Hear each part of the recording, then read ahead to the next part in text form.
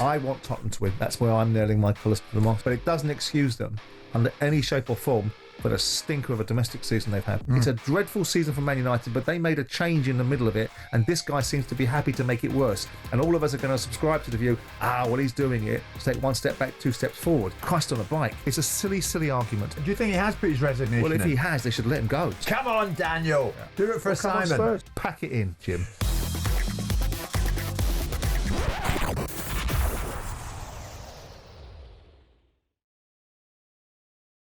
You've accused me of having a Brighton loving these days, but come on. A great effort last night, and Brighton beat Liverpool. Already champions, of course, sure. Liverpool. But Brighton came from behind against Liverpool to keep themselves in the hunt for European football. A 3-2 win over Liverpool at any time these days is a significant scalp for somebody, isn't it? Yeah, on paper. Yeah, I mean, absolutely. Because Liverpool are the Premier League champions. They're a legacy football club, and that any time you beat Liverpool or Manchester United, doesn't matter how many times you beat Man United this season, people will still take stock out of it. Going to the Liverpool argument, this was a second string Liverpool side. This was a side that changed, that was giving players some opportunity to play, some game time, and doesn't have a huge motivation besides, I suspect, trying to represent the travelling fans as best they can. So for Brighton, it's a great victory. For Liverpool, I don't think it means anything. I don't think it's a true reflection of the Liverpool side of this season.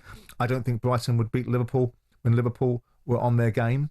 But today, this is what you take. You take those margins. Crystal Palace, on 99 times out of 100, might find themselves struggling to beat Manchester City in an FA Cup final. But in this game, they didn't.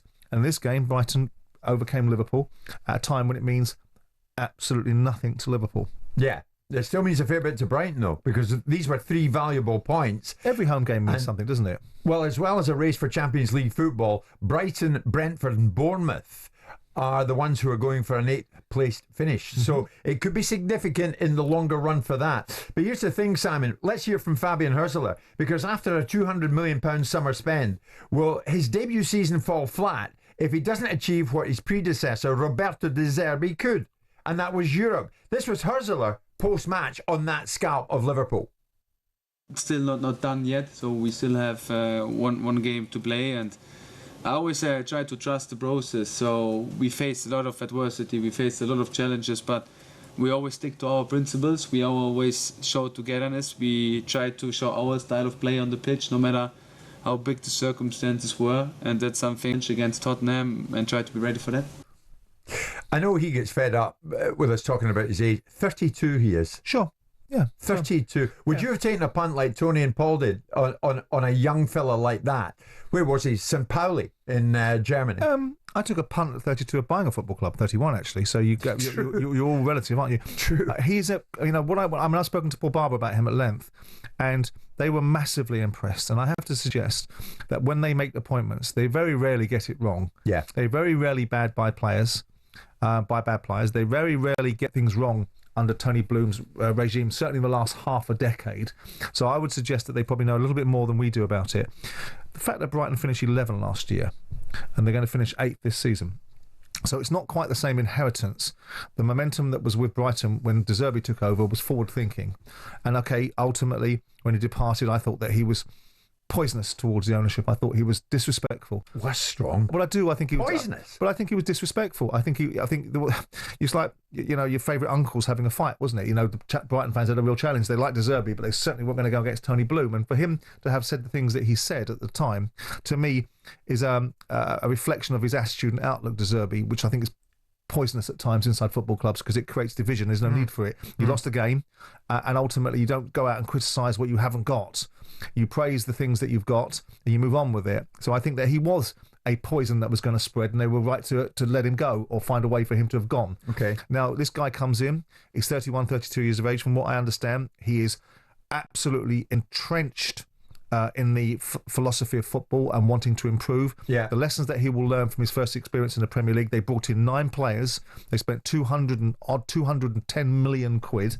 If you ask Paul Barber, and I asked him this time last year, for a television show I'm doing, where Brighton position themselves, what's their modus operandi? Is it still to finish 17th in the league? Yes. Yeah. They'll say yes. Yeah. So by the budgeting they put in place, success has to be above that. Now, of course, they're way above that. But if they finish 8th in the league, which is a distinct possibility, after finishing 11th, and with a manager in his first season having spent a lot of money and having rebuilt a side, I don't think that's bad. And they're still a very attractive side to watch. Yeah. I think it was a couple of times during the course of a season it was hit and miss, but I think he'll go from strength to strength, this kid. I think he gets it, Simon. I know you have a pop at me for my attachment to Brighton as a club, but I was down there and they opened this thing, the Terrace Club, for fans who pay top dollar to be there. And there was a Q&A with Fabian Hürzeler and with Paul Barber, and I was conducting it. And they put him on the spot. They put young Hürzeler on the spot. And some of these well-heeled Brighton fans who have been there from the start to now said to Hürzeler, do you understand the journey we've been on? The journey we've been on from literally the ashes to this. Yeah. And he said, I'm learning about it all the time. I am trying to bring myself up to speed with it all the time. I'm not sure what the relevance of that is for him, though. I mean, the fact of the matter is, it's lip service to them. It's courtesy to them. Right. I'm sure he would have appreciated a guided tour in their museum of scout huts when it was their boardroom back at the with Dean Grange. Of no use to him. What he knows is he's got a Premier League football club that's got Premier League ambitions. Yeah. That's achieved significant things for a club of this scale and size, primarily because of the tutelage of Tony Bloom and Paul Barber. And he will understand that. And if you've got a bunch of wags in the audience that want to ask him what the Goldstone ground was like, then fantastic. I'm sure he'll appreciate that journey knowledge. Bunch of wags. Listen, here's the thing, because the race is the race is well and truly on. There are two ways that 8th place in the Premier League this season can get a place in the Conference League, and it all hinges on Chelsea. Chelsea can finish 7th and win the Conference League. Chelsea finish 6th and win the Conference League, while Newcastle finished 7th. So all of a sudden... Chelsea, they're eternal benefactors. the eternal benefit. Thanks to Bully and Igbali for what you're doing. Brighton, Brentford and Bournemouth are in the race, with Bournemouth needing to win tonight against Manchester City. Yeah. And that puts them well and truly in the race for 8th place. Yeah. But Simon, if half it's not of the Europa League, though, is it? No. Who's in there? But Palace, yeah. If half of the yes they are. If half of the league are playing in Europe next season, might that make it the most distorted and unpredictable campaign yet? Good. Do we want predictability? Isn't one of the staple diets of the Premier League an unpredictability in certain assets and facets of it? Don't we want the top sides that have got the most advantage to be disadvantaged by their endless whining about how many games they've got to play? Don't we want that for them? And the player welfare guys will be out in And don't we force. want more coefficients for our clubs in Europe so we get more economic value that's distributed into the pyramid? If you listen to the arguments that are being raised by that union last week, very rarely will I agree with the union, but talking about the redistribution of monies to players from lesser clubs, aren't we going to see more opportunity for that in the English pyramid? Aren't we going to see an inherent benefit opportunity if these things come into play? I think it's manifest destiny. You take what's there when you can take it. Right. And if we've got 8 clubs that can be competing in Europe, I don't know what it says about the tournaments. I don't know about what it says about how many tournaments are being played. But this is the games afoot. And I'd like to see as many of our clubs playing in Europe. I'd like to have a clean sweep of winning the Champions League, the Europa League and the Conference League. Now you're talking. There's Richard, a Brighton fan. If Brighton win on Sunday, there'll be 1 point behind De Zerbi's total of 62 points in his first season when we qualified for Europe. So you're right, Simon. They're making strides with Hürzeler. Well, I think they finished 11th last year, and I think for a new guy coming in, now he has brought in 9 or 10 players. Yeah. And over the last 2 or 3 years, a large proportion of the Brighton playing squad has been depleted by being sold to other football clubs to fund the £200 million that Brighton felt the necessity to spend. It was always going to be an interesting dynamic this season. As much as there might have been protestation from the Brighton side of things, you go spend something that's so different to what you've done before, and then you bring a new manager in, there's going to be some period of adjustment. I actually think you could perceive this, and I think if you distilled it with Brighton, besides perhaps the fact they've now got Palace winning an FA Cup as a thorn in their paw, potentially, but if you looked at it and spoke to Tony and you spoke to Paul and said 8th in the first season with this kid, I think they'd take it all day. Yeah, I think you're right.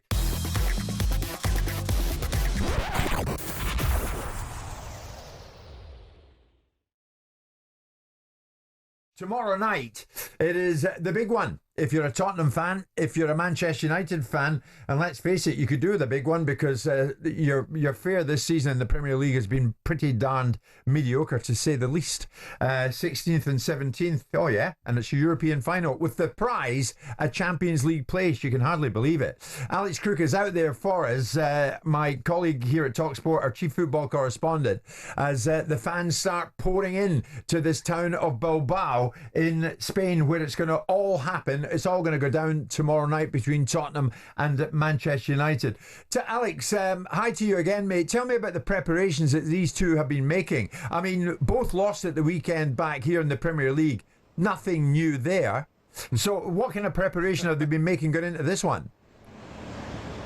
Well, yes, and obviously Manchester United named a far stronger team in their defeat at Chelsea than Tottenham did, as they lost to Aston Villa on Friday night. Understandably, from Tottenham's perspective, when you look at the absentees, no James Maddison, no Lucas Bergvall, no Dejan Kulusevski, so their midfield really has been decimated. Fascinating to look at how the two clubs are approaching this final. Tottenham are already here in Bilbao. They will be training on the pitch inside the stadium behind me tonight. Manchester United are sticking to what they've done throughout this journey, and remember, they are unbeaten in Europe this season despite their travails in the Premier League. They will train at Carrington today, their regular training ground. Then they'll fly over here to Spain. They will have a walk around on the pitch, and then we're going to hear from Ruben Amorim, the manager, Harry Maguire, and the man who hopefully Manchester United fans will be hoping Bruno Fernandes will be going up to lift the trophy later on. So just a little insight there that Tottenham have extended their stay in Bilbao. Manchester United trying to treat it just like another game.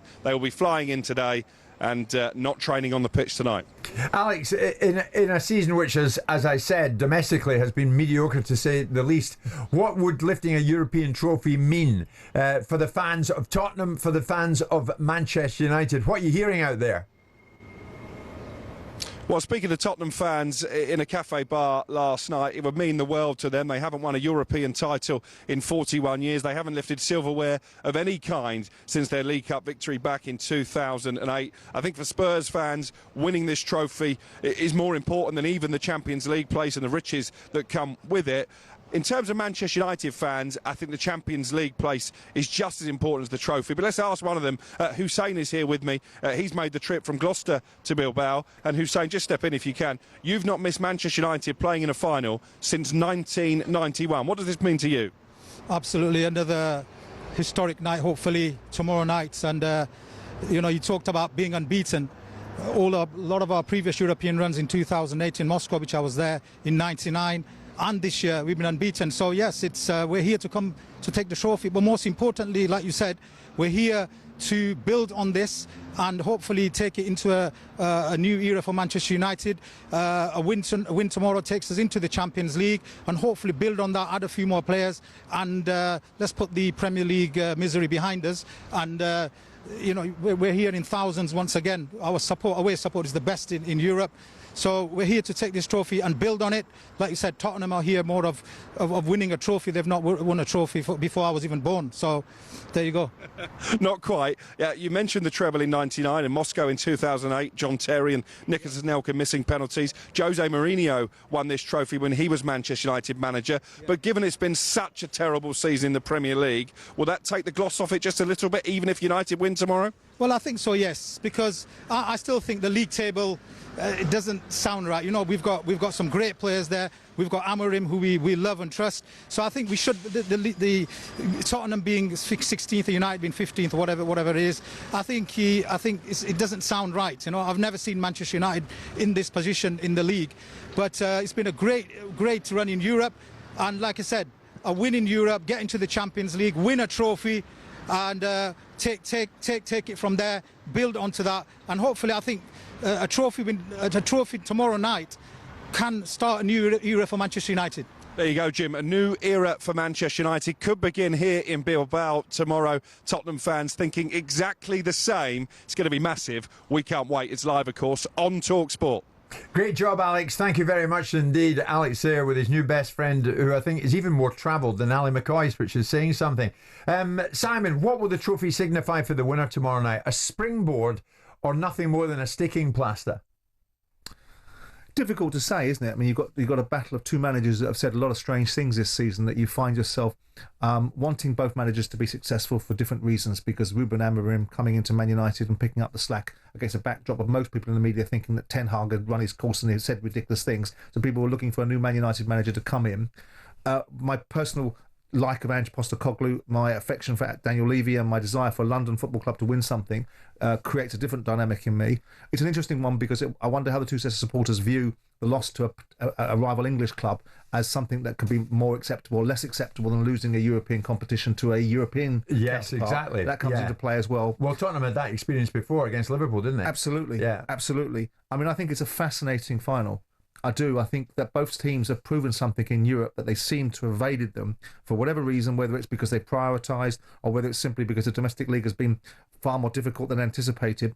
But both teams go into this. I mean, I think Tottenham are disadvantaged. I think losing Bergvall is a massive blow because I think he is a real player for Tottenham. Maddison's creative, and Kulusevski's been a revelation at times during the course of this season. Yeah. So I think Tottenham are disadvantaged the most, but I'm optimistic for them. I would love Tottenham to win a trophy because I think it would be such a good thing. Daniel, for your pal? Well, yeah, because I like Daniel. You know, I've got no investment in Man United besides admiring them as a football club and admiring their achievements and constantly and regularly talk about them being the biggest club in world football. So from a person that originates from this part of the world to a person that's got a relationship with the owner of that football club, I'd like to see Tottenham win because it shuts down some of the conversation, but it doesn't excuse them under any shape or form for the stinker of a domestic season they've had. Yeah. And any commercial revenues that Daniel will benefit from this will have been wiped away by merit payments. Interesting message here from James. If Tottenham win this thing tomorrow night, does your mate Levy go from zero to hero? No, because that's not how it works, is it?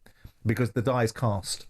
There will be a section of Tottenham fans that are not interested in the achievements of either building a football club that's economically sustainable, that punches its weight, that's got wonderful facilities, to a football club that now wins something. It doesn't matter.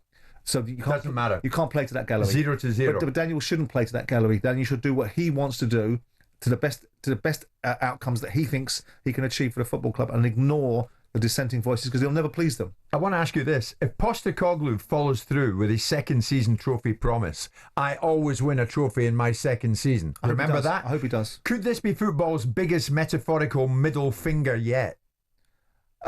Depends who he's giving a middle finger to. All he's doing is validating what he said. Nobody held him down. Validating himself. Nobody held him down and put thumb screws on him for him to say that. He's the one that said that. So all he's doing is backing up and reinforcing. He said it, but you all came for me, so have some of that. Well, no, but I was about to show you the middle you're finger. in control of your own destiny in your mouth, right? So you don't have to give people something they can. You didn't have to turn around to people and say you don't worry about defending set pieces, so that people could then turn around and haunt you with the fact every time Tottenham's conceded a goal from a set piece. So he doesn't have to make this a millstone around his neck. If he wins the trophy, fantastic. I still think the problem for Ange is, irrespective of winning this individual game, he has as many questions to answer as answers that he's provided, which makes it a conundrum, because I don't think that this wipes away what is a dreadful season. It's a dreadful season for Man United, but they made a change in the middle of it, and this guy seems to be happy to make it worse. And all of us are going to subscribe to the view, well, he's doing it to take one step back, 2 steps forward. You hear rumours about this guy. You hear rumour about this guy at Man United putting his resignation in. You hear a variety of stuff that's going on behind the scenes at Man United. Do you believe it? Do you think he has put his resignation in? Well, if he has, they should let him go. Because the last thing you want to do, if it were true, and I don't know how true it is, because one thing this industry has are two big commodities, gossip and money. And if the gossip is anything truthful, if there is truth in that, then Christ on a bike, you don't want someone resigning. With everything that's happened, if he'd offered it to you, would you have taken it?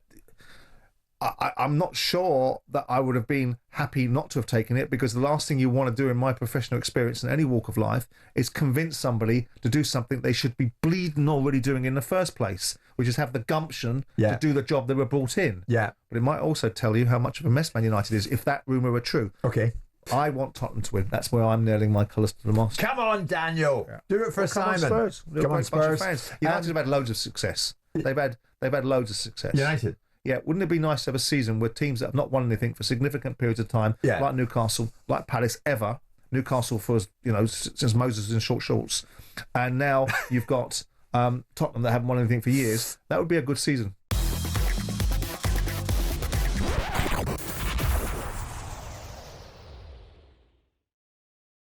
The breaking news this morning is that already relegated Leicester City are now in a bit more trouble this morning, because Leicester City, we have just discovered, are facing the threat of a points deduction after being hit by 3 new charges by the Premier League. The first breaching the EFL's PSR rules for 23-24, the second for not providing accounts to the Premier League on time, and the third for not providing a full assistance, as it's being described, to the Premier League. How much trouble are Leicester in as they head into the weekend, their final Premier League game against Bournemouth, thereafter Championship football, but thereafter trouble on the horizon? Well, the tectonic plates of the Premier League and the EFL have shifted together, so that the situation that Leicester were able to tap dance their way through last time isn't going to be allowed again. If you recall, in 22-23 they got relegated from the Premier League. The Premier League wanted to sanction them, and they were told they're outside their jurisdiction because they're no longer in the Premier League, they're in the EFL.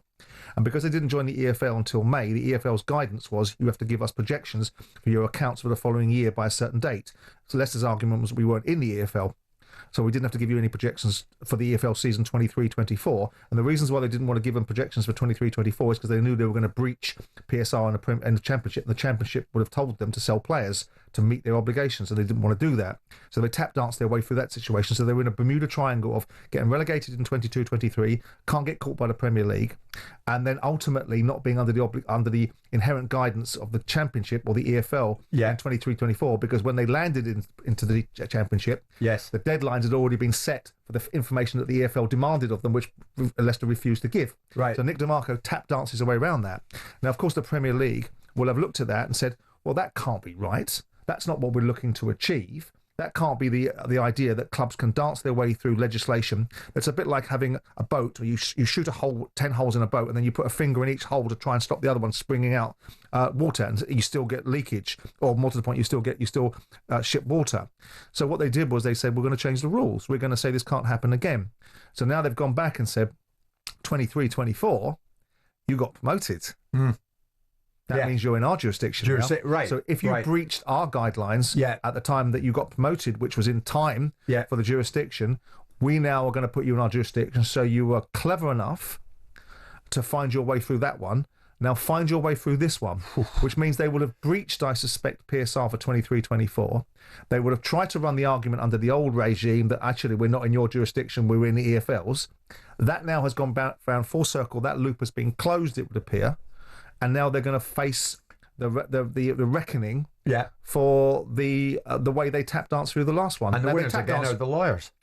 Well, if the rules have been sufficient, I mean, you are into a situation now where if Leicester were able to again lead them on a merry dance, which is what they did, the rules were there, and Leicester played the rules, and that's the fault of the rules. So you don't blame Leicester for doing it. I didn't like it very much because I don't think it's the object of the aim, but notwithstanding that the rules facilitated it.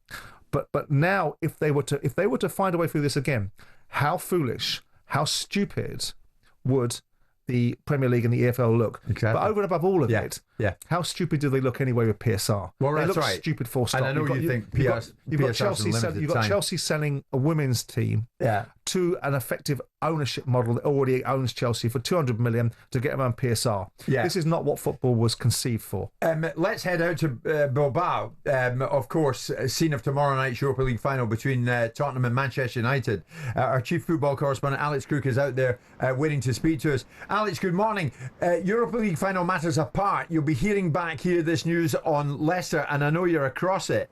I mean, now we're in a situation, or at least Ruud van Nistelrooy is, the prospect of starting next season with Leicester in the Championship on minus points, if indeed he is still in position.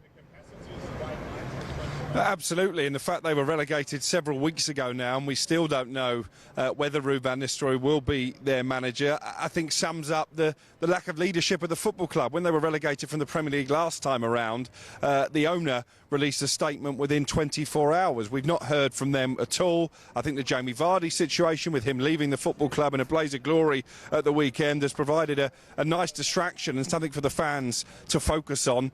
other than the fact they're heading into the Championship. And as you say, with the latest revelations today, possibly starting next season with a points deduction. So I think it's been really poor from the top. I don't think it's a fair way to treat Ruud van Nistelrooy, who by all accounts has impressed the hierarchy with the way that he's handled himself since relegation. But Leicester fans deserve and are demanding answers. They want to know who is going to be the manager next season. They want to know, will they start next season with a points deduction? And just on that, we are expecting a statement from the EFL, and I'm fully on board with Simon on this. If Leicester find a way to squirm their way out of this again, I think both the EFL and the Premier League will have egg on their faces. I mean, it's not beyond an overcomable obstacle. Sheffield United got deducted 2 points at the beginning of last season. They still find themselves in the box seat to get promoted. Yeah. I'm interested in the analysis that Alex suggests, that the Leicester hierarchy are impressed with the way that Ruud van Nistelrooy has handled himself post-relegation. Well, that's bleeding useful. How about you handled yourself a little bit better pre-relegation? Do you want to come back on that, Alex? No, I think it's fair. Listen, I thought Ruud van Nistelrooy did a decent job as interim Manchester United manager. Did that give him the credentials to become a Premier League manager? Probably not, and it seemed a bit haphazard at the time that really that decision was based on the fact that 2 of his games as interim United manager were against Leicester. They both ended in heavy defeat for the Foxes, and that seemed to be enough to convince the hierarchy he was the man to save them from relegation. He didn't really have the credentials to do that. Alex, in say 45 seconds, we'll take a break. We'll come back to you, but in the 45 seconds before we do that, describe the scene to me. Bilbao at the moment, we're hearing that as many as 80,000 are going to descend on the place. Yeah, many of those are going to be ticketless supporters. I'm at the stadium, San Mamés, where the game will take place tomorrow night, this Europa League final. Only 15,000 there or thereabouts from both Manchester United and Tottenham will be actually inside the stadium. Many more have travelled by all kinds of weird and wonderful methods to get here without tickets, just to soak up the atmosphere. There's a designated fan zone for both clubs that are going to be showing the game on the big screen. This is massive, isn't it? Not just in terms of winning a trophy, but a place in the Champions League at stake as well next season. Very much so.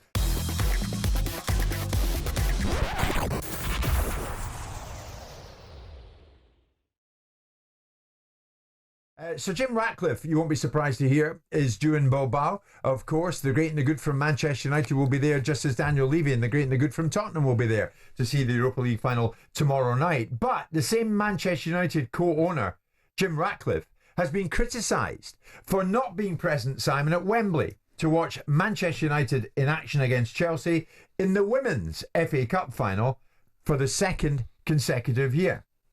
Remember, Sir Jim purchased a 27.7% stake in United in 2024. Now, 3 months after that, he didn't attend the Women's FA Cup final, which United won to claim the club's first piece of silverware since his investment. A year on, he was a no-show at Wembley once again. Now, it begs the question, Simon, should owners be there in person? Who was at that final? The Women's FA Cup final between Chelsea and Manchester United. Were Igbali and Bowley, the co-owners of Chelsea, there? Yes, they were. But Sir Jim wasn't there. Who else was there from Manchester United? Would you believe it? Avram Glazer is reported to have been there. But Sir Jim was absent from the game itself. What does that look like, do you think? Is this FA Cup Women's final an argument, another optics issue with which we can bash Sir Jim? Yeah. I mean, you've got Avram Glazer there. I mean, I know, as a matter of course, that the controlling influence over Man United are the Glazers. And whatever Jim Ratcliffe is doing with United, he's doing it because the Glazers are permitting it to be done. So he's not the controlling influence, they are. So you've got Avram Glazer there.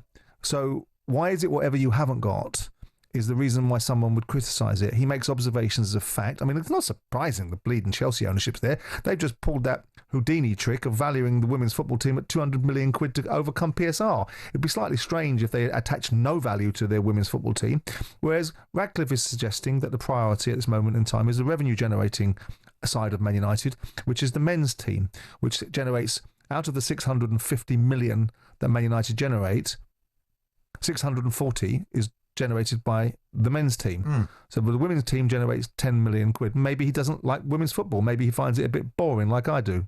Well, no, I don't think he would do that. Well, I think he does because he doesn't go to the games. Otherwise, if he was that invested, he would.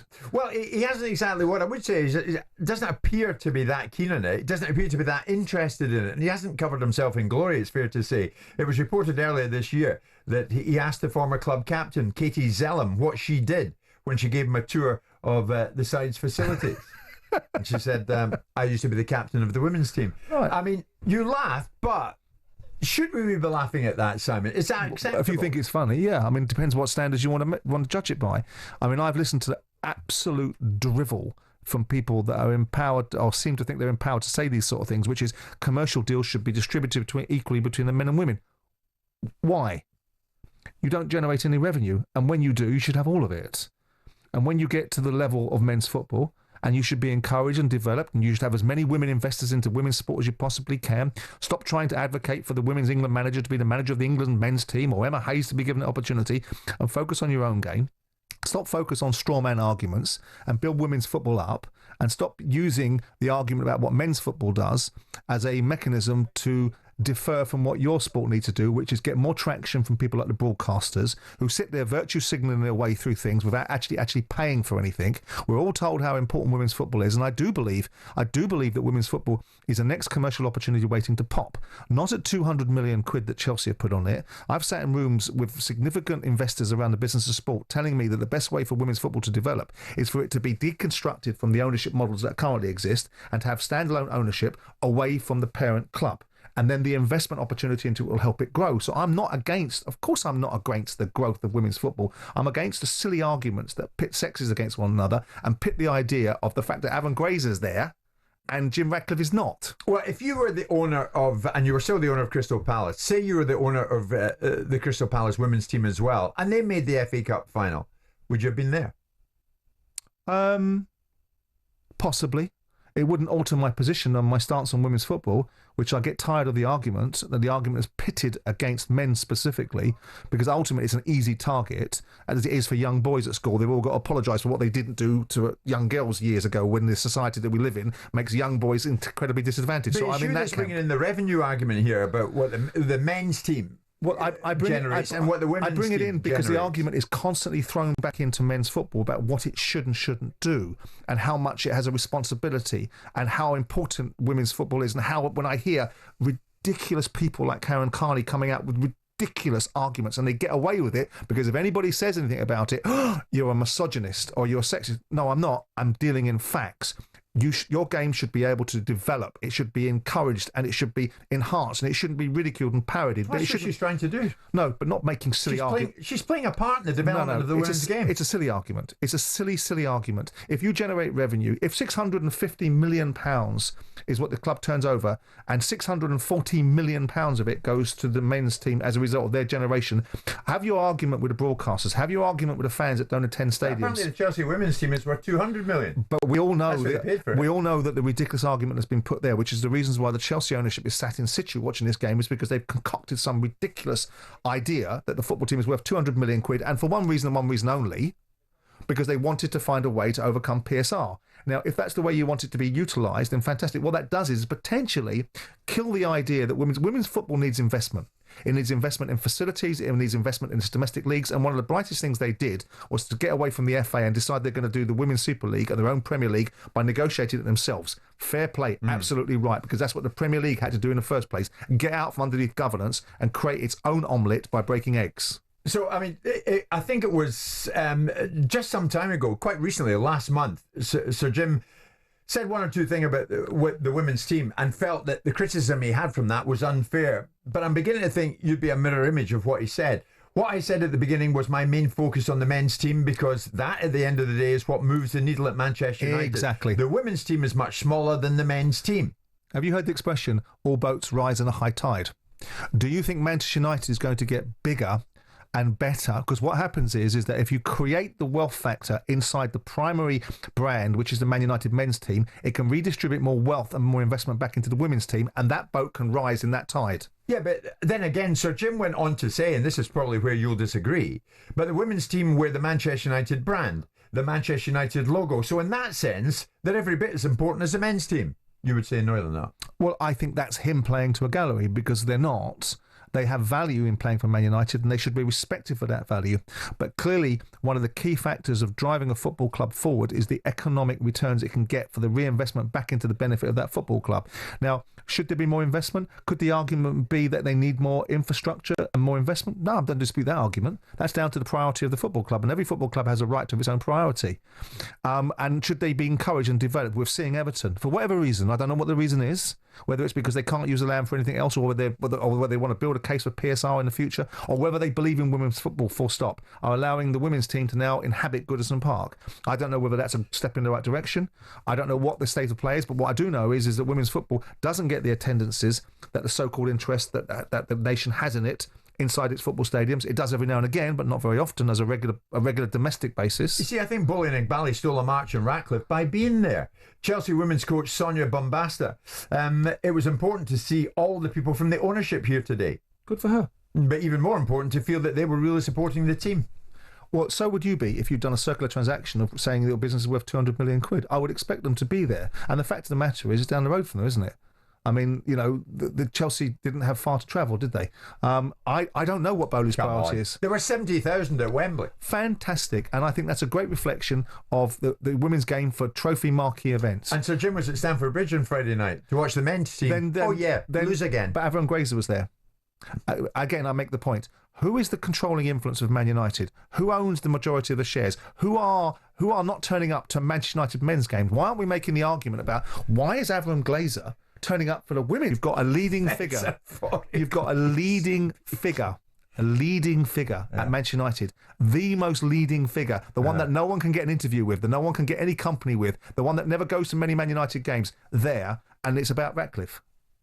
Pack it in, Jim.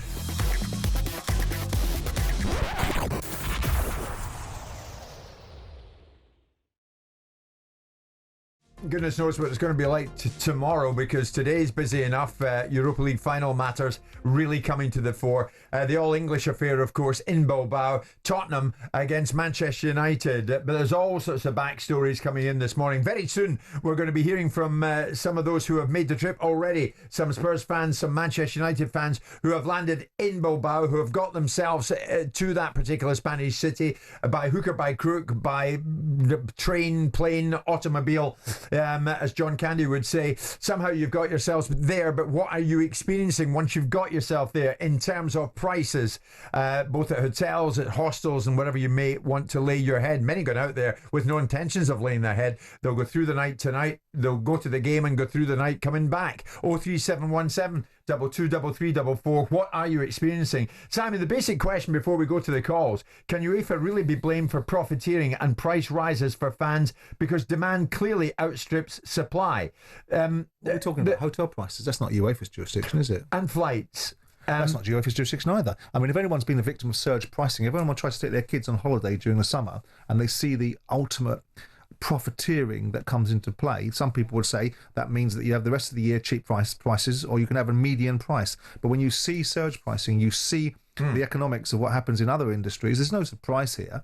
I mean, it's capitalism. You know, it's the football industry. When people complain about needing full recovery of policing, this is when you've got 80,000 people coming in and spending hundreds of thousands of millions of pounds in a local community. Football gives people an opportunity. Tragically, it means that people are going to profiteer out of it. It's no different from the Cheltenham Gold Cup. It's no different from any other environment when they see a closed user audience that wants something and supply is exceeded, demand is exceeded by supply. Yeah. What do you do in that situation? Well, that's right. I mean, this goes back to 2021 for those who don't know. And it was decided that Bilbao would be awarded this final. That was back in 2021. So we've known it's going to be in Bilbao for a long, long time. But the very fact of two English clubs, two sizable English clubs with massive supports are going to go there is maybe something they haven't bartered for. Simon's best friend in football, the Policing League Chief Constable Mark Roberts, has said, we'd really encourage fans without tickets not to travel. I know people like to go and enjoy the atmosphere, and that's fair enough. But while Bilbao is a great city, it's not a big city. And the cost of flights, hotels, fairly astronomical. People are not going to be able to get anywhere near the stadium. And without that ability to stay, places people really need to think about what they're doing here. But it's at a point. Ticketless fans don't bother going, but they will. But what's it got to do with Officer Dibble? I mean, let's be honest about it. I mean, we've seen an instance of Rangers going over to Seville, Yeah. taking in all the amount of fans. Whilst I don't agree with the principle, I think but it Seville's creates. double the population of Bilbao. Well, so what? There's a million. You've got a metropolitan area in Bilbao that's got 1 million people in it. You have, say, for example, in a part of the world where I've lived for years, which is Malaga, which has an indigenous population of about 1 million people, and then swells up over the summer to 10 million people. Yeah. Spain's a big country and it has big geographical locations. So when we talk about how many people might live in there at this moment in time, having 80,000 people in there, what we should be worried about, what the policing should be worried about, insofar as they have anything to do with the jurisdiction in a country that polices far better, I would argue, than we do in our own country, is do we have trouble? Is there trouble on the horizon? Now, I would look at the Rangers Frankfurt final when they played in Seville, and my understanding of that, besides the fact there was a lack of facilities inside the stadium with cold water and stuff like that. There was next to no trouble. Right? Yeah. There's no trouble. Right. So with due respect, what's the travel industry, the hotel prices, and the cost of flights got to do with the old Simon, bill? you're a lot more intelligent than me. But You know what happens here. If there aren't places to lay your head, what do people do? Stay out in the street. If you stay out in the street and you've got a drink in you, what can that lead to? But again, And incidentally, the population of Bilbao is 340,000. Sure, and the metropolitan area of Bilbao, which is a far greater than just the central town, is a population of 1 million. Right? So with due respect to the infrastructure of that place and that environment, that's for them to worry about. If indeed it proves to be a problem, and it proves to be trouble, then, and I've been to Seville, and Seville is a very different town to Bilbao, I can assure you.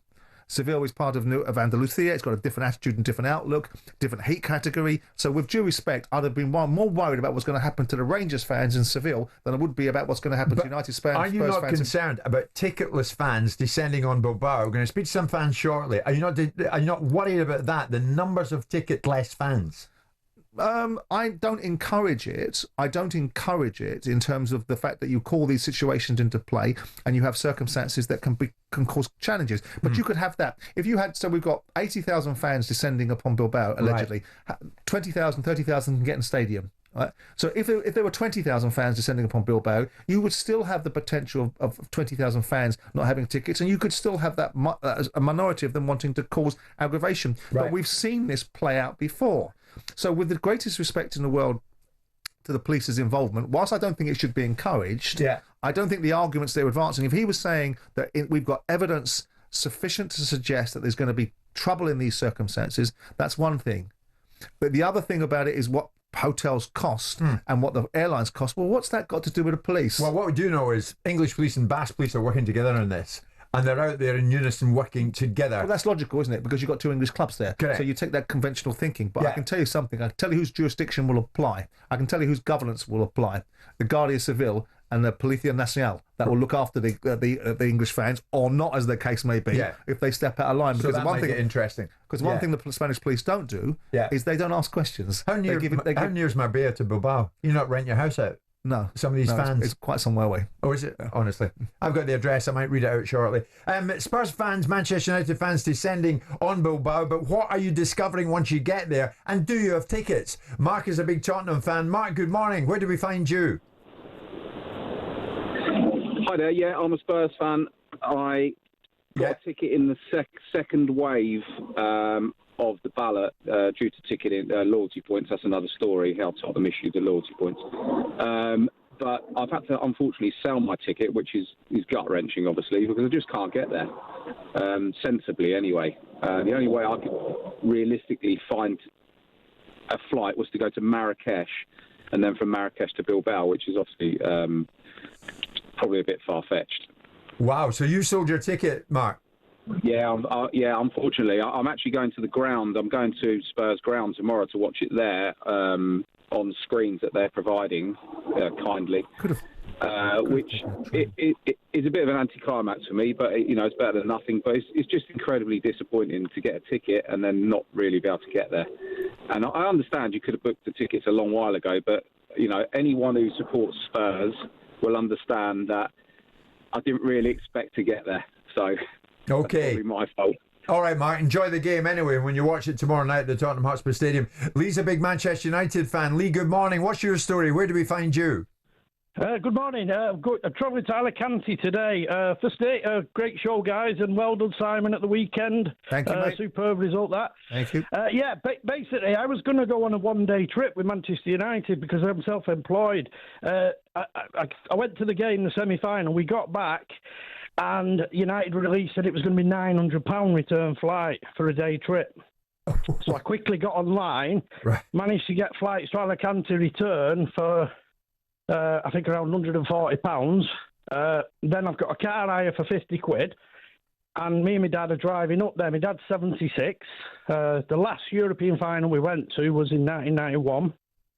I've been to a couple of my old since, but so it's a great experience that we get to go, and I've managed to do the full trip for about £370, including the ticket. Which, when I'm hearing what some of the other people have paid, I've done it quite well there. Wow, you've got ahead of the curve here, Lee. So you've got tickets, you've got your travel planned, and you're going to get there in time for kickoff quite comfortably.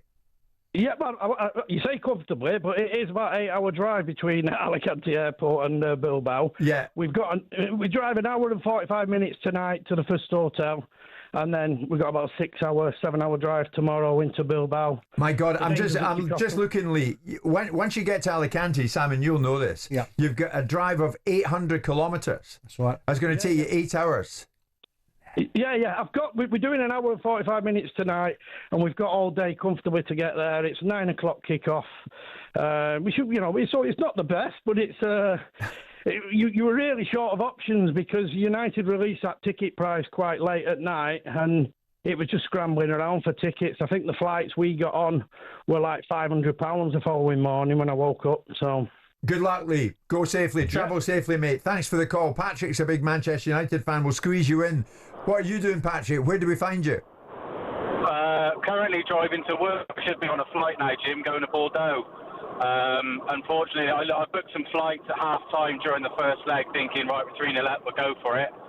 And then the next morning, I had a sort of ticket sorted, went to book a hotel. The cheapest hotel I could find for a night was nearly £3,000. And I was like, I can't justify that. I could take my kids away on an all-inclusive holiday next week to do that. So one of my questions would be, I know that we can't blame UEFA and it's clear profiteering. You're going to get that wherever you go. Yeah. My question would be is why has they picked Bilbao as the location of the final? There's not many other cities in close proximity to that where you can stay.